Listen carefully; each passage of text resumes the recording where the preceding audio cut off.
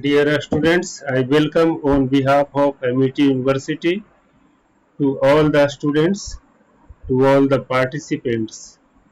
In the class of soil fertility management, we will discuss today about soil fertility mapping. How soil fertility mapping is done. Earlier we studied about biological methods of soil fertility evaluations, in which we study about indicator plants like oat, rye, and indicator microorganisms like Azotobacter, Aspergillus niger, Cunninghamella. These indicator organisms were used for the detection of fertility level of soils, whether the growth of colonies were higher, then it was said that soil fertility is higher, and if the colony's growth were lower, then it was said that the nutrient level is also lower in soils. Similarly, in plant, indicators also indicated the uptake of nutrients from soil to plants. Higher uptake indicated higher soil fertility, and lower uptake indicated lower soil fertility. Today we will discuss about soil fertility mapping. How soil fertility maps are prepared, what are the steps of soil fertility mapping. We need to improve our soil fertility. Why?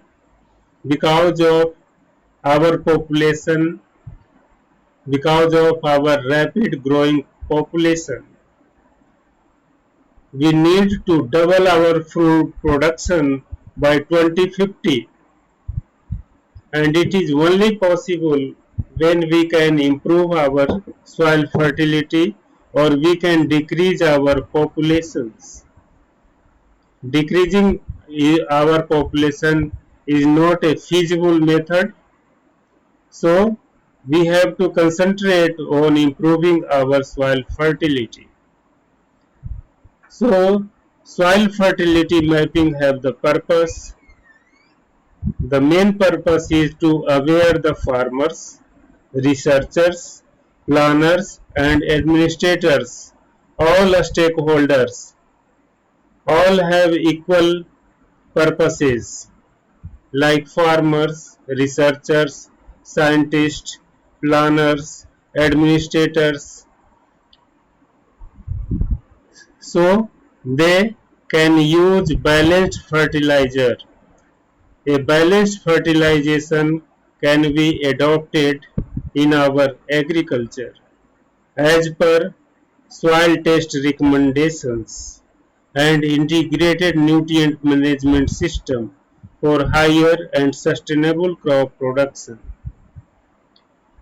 So we study soil fertility maps are important for preparation of all kind of reports.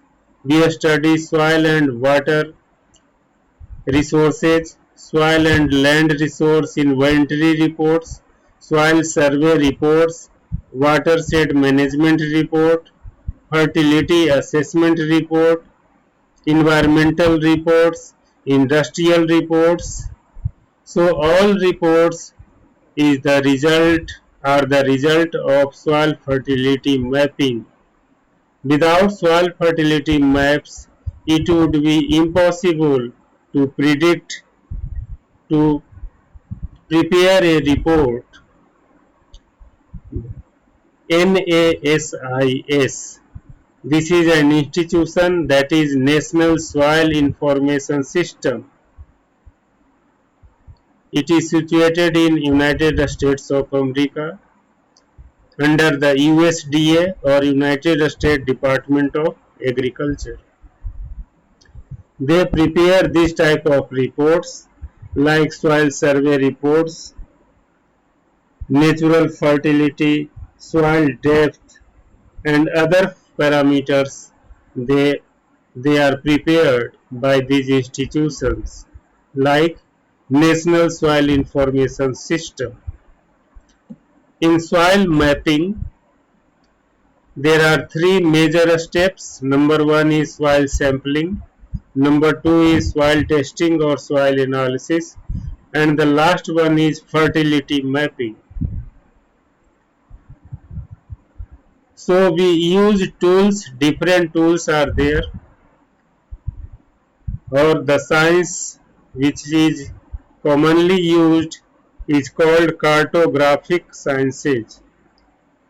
In cartographic sciences, we use remote sensing, photogrammetry, geographic information system, and global positioning system. These all are studied under cartography. Now, what is GPS? A surveying method. GPS is a surveying method that uses 24 satellites in geostationary position. GPS stands for geostationary position satellites. They are situated very high from the earth. They are specially designed. They are positioned at a point on earth. They can measure the distance from the satellite to the point using three or more orbiting satellites, and their data are very accurate at any point on the earth. Aerial photographs. Aerial photographs are taken by aerial camera fitted on the planes or aeroplanes and taken during the flight. Single lens vertical photographs, which are taken in a series of independent overlapping exposures, which are ideal for soil resource inventory. They have a convenient size for field survey and map construction, which give excellent detail of ground features and permit a stereoscopic study. You can see these are the photographs. Vertical photographs means some are situated below at the altitude, some are at higher altitudes. So different colors are used for lower altitudes, higher altitudes, and others, medium altitudes. This is called oblique photographs. In oblique photographs, exact photos appear through the satellites. Exact photographs of vegetation or soil surfaces, fields or water bodies are taken through oblique photographs. Remote sensing. This is the method of viewing and acquiring the information without any physical contact, without making any kind of physical contact, through electromagnetic radiations, that is EMR, on the Earth's surface from a satellite. The principal technology is used to collect data remotely through electromagnetic radiations, that is EMR, radar and sonar in digital form. The data are later processed into different images. Now GIS system. This is a computer based information system designed to handle geo-referenced data. This is more important because several government works and areas are configured and measured through GIS systems. They are the authenticated data of the government. GIS is used to capture store, update, manipulate, analyze, display and output a full range of geographical data. Output can be in many forms, either as tables, graphics or maps. So we have different strategies for different area of mapping. Suppose we have a wider range of geographic area, like different states have to be mapped, then we can apply GPS, GIS or remote sensing. All are applicable in case of wider or bigger areas.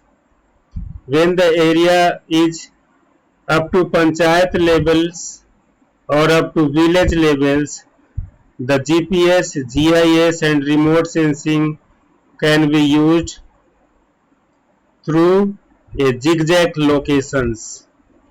But when the area becomes more lower, like problematic areas, saline areas, pond areas, dry areas, then the area becomes limited for, then we have to do intensive sampling and only GPS and GIS can be used. Remote sensing is not applicable in case of the area less than a village or less than a panchayat watershed management. When the area is too much localized, very less, when a group of population is to be investigated, just a small fields are to be investigated, then only we can use GPS and GIS. Remote sensing is not applicable. Also GPS and GIS is also limited use for them. There are three steps in soil fertility mapping. Number one is soil sample collection, soil sampling.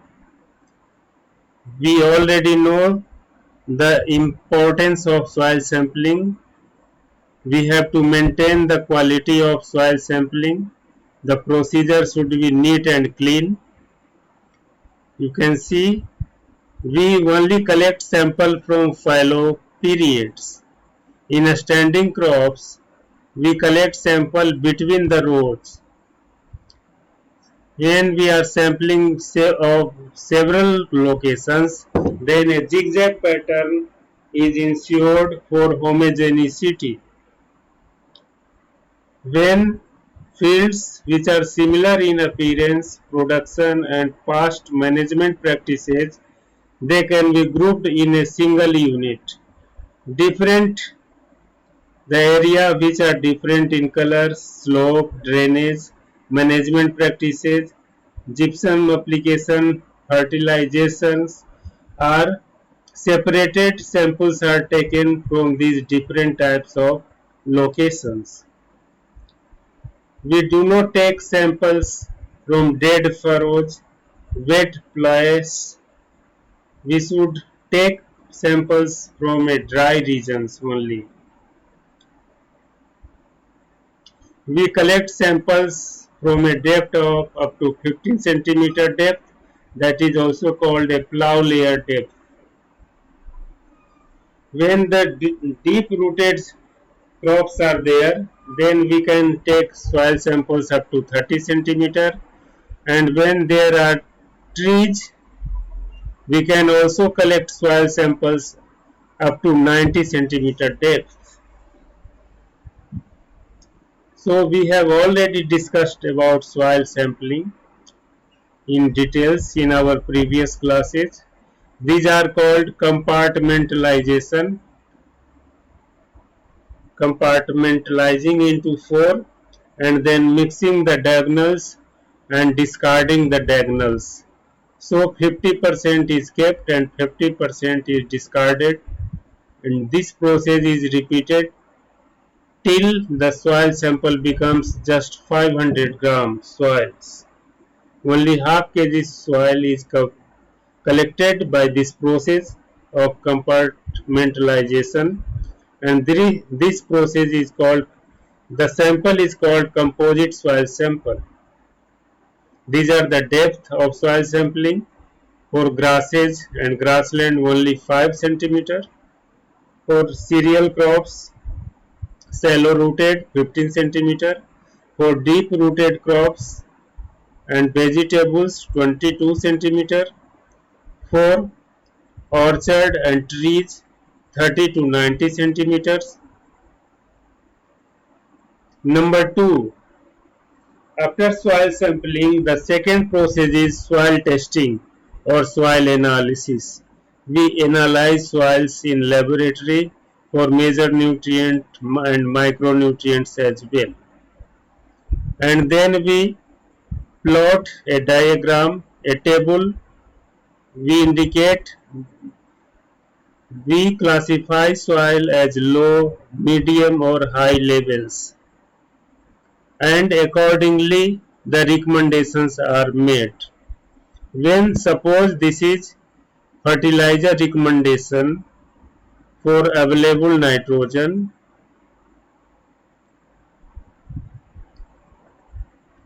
in coconut in South India, in Kerala, this has been fertilizer recommendation for coconut plant. When the level of soil is considered low, then we apply 106 to 128% of the nitrogen recommendations. When the soil level is medium, then we only apply 78 to 97% of the general recommendations. When the soil available nitrogen status is high, then we apply 54 to 71% of the recommended nitrogen. So that should be remembered. In case of available phosphorus, when the status is low, we apply 106 to 128% of the phosphorus recommendation. When the level is medium, the status is medium, then we apply 60 to 94% of phosphorus recommendation in general, and if the level of phosphorus is high, then we only apply 25 to 48% of the recommended P percentage in general. That should be also remembered. That, and the available potassium, the level is same in case of available potassium as well. And the last step is preparation of fertility maps. In this step, we also underline or highlight the limitations and potentials of soils.